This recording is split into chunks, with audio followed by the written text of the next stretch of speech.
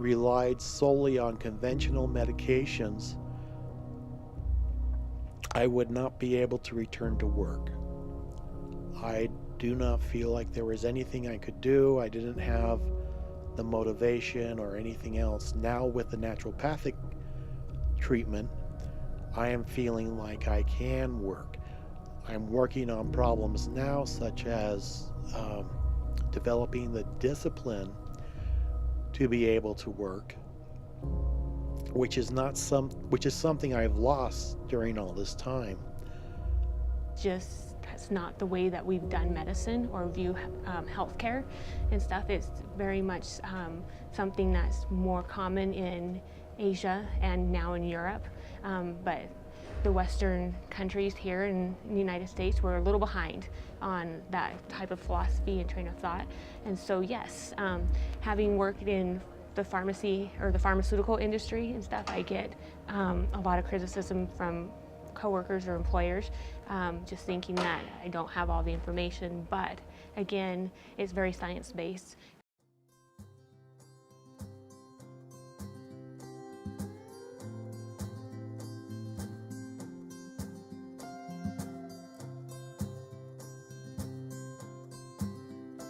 Yeah, my name is Marty Mendenhall. I'm a psychologist and a licensed clinical mental health counselor. Yes, my name is Stacy Coombs. I am from Utah. I currently work as a pharmacy technician, and I have studied at the University of Utah in Spanish and linguistics, as well as pre-med and pre-natural med. Hi, my name's Troy Farley.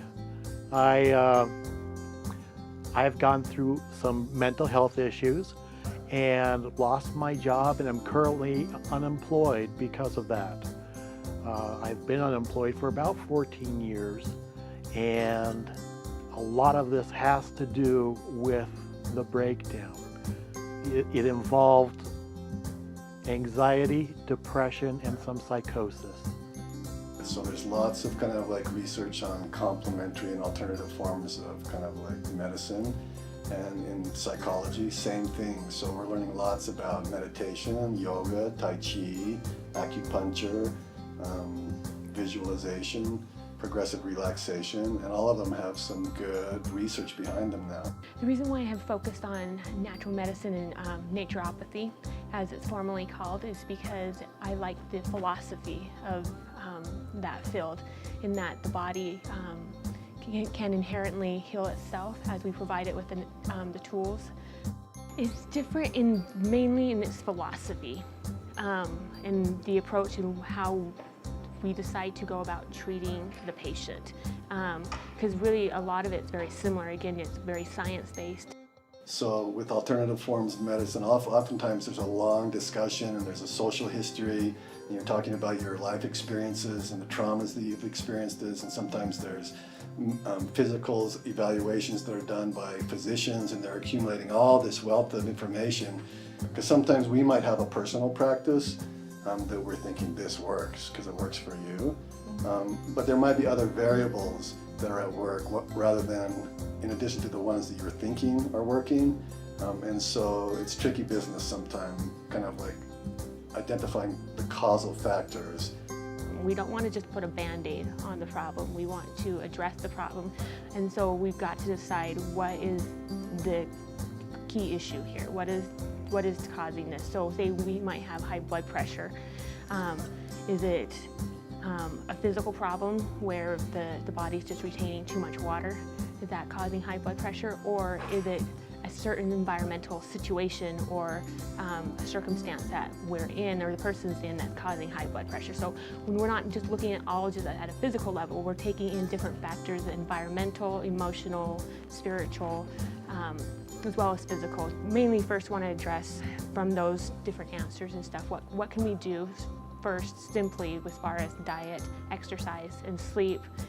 He eventually gave me a prescription so that I can work on my thyroid. Then we did a lot of blood tests. Then we found out that I had hypothyroid as well as anemia, which is basically the iron in your body isn't picking up enough oxygen to get it to your brain, and probably the reason why I had the breakdown. And I have been being monitored since that time. I've done a few, about 10 blood tests and a stress test, which is basically testing your saliva. You know, when you go to like your physician and say like I'm feeling sad or whatever, there's not a lot of kind of like discussion around that. There might be kind of like a quick set of questions, and then you leave with a prescription. And if it's coming from a general practitioner, he or she's probably not super well trained in kind of like diagnosing symptoms of mental disorders. That hasn't been kind of like a big part of their medical training, and so it's kind of like seemingly kind of like a reckless way of kind of like prescribing. Let me back up a little. I've had about 5 doctors, conventional doctors. Each one has looked only at a pill that may change the symptom. Whereas, like I just described with the naturopathic physician, he looked at the whole body and we're making adjustments to it. No one had found that I was anemic or had a hypothyroid, even though I had asked for an exam for that. So doing a full body check, looking at your whole system, is much better than just getting a pill. We do ourselves a disservice if we start kind of like eliminating options that might be helpful in certain situations. I think that the more wholesome kind of perspective is to make space for all kinds of treatment and use discretion and reason and rationality when it comes to like thinking about how best to kind of like treat this condition without ruling or taking sides in any particular direction. I mean, you can orient yourself to from a particular space. I think a combination is the best way to do it. When I had my breakdown, I was scared to death to go into work. About once a week, I could not get out of bed. That seemed to develop into depression to the point where as I was talking to people, I would break down and cry. I wasn't able to really express myself to people or even have a friendship at that point. The psychosis kind of kicked in and went along with it, but they let me go because of these problems. At that point, I needed something that was going to treat the symptom. It was very important that I got that under control. Unfortunately, the medication they gave me made me rather dopey, and it controlled the problem and solved the issue, but I was dopey. I was tired all the time, which I'm still working on with the doctor, with the physician. And it took me about 11 years to break away from that doctor, get a new doctor, and start working on different medications. We found some I'm much more coherent, and now I'm fine-tuning with the naturopathic physician.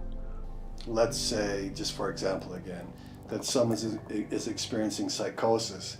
In the middle of like a psychotic kind of like episode, I wouldn't kind of like endorse like you need to sit quietly and kind of like be present with your thoughts and just try not to attempt to put your attention on something else. So that would be like poor practice.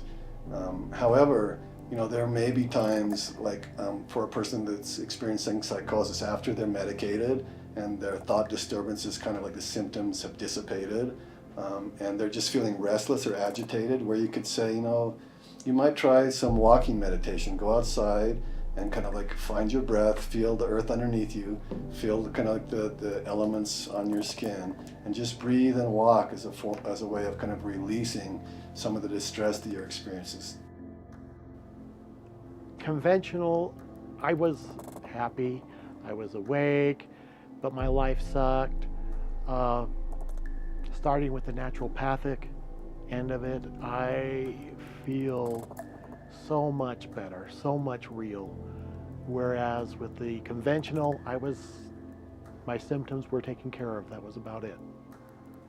I was still sick. with the advancement of technology, we're learning a lot about like different brain regions that are responsible for different feelings, because we can see what happens inside the brain as people are engaged in kind of like seeing different images or experiencing different emotions. So we've learned a lot about what meditation can do for us on a regular basis. So amazing things that like, you know, we would never have dreamed of, but things like over time, some of the research is pointing to the fact that a regular meditation practice can actually shrink the size of our amygdalas. And, you know, like you would never have dreamed that kind of like sitting quietly with a focus on breath or a word phrase could kind of like actually affect matter.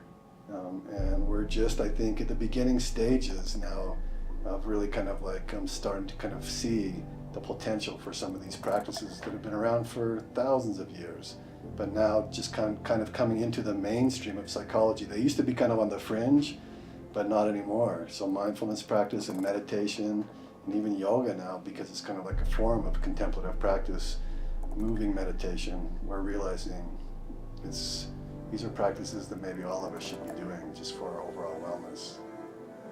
You cannot go to a naturopathic physician on most insurances, period. I have tried 2 naturopathic doctors recently.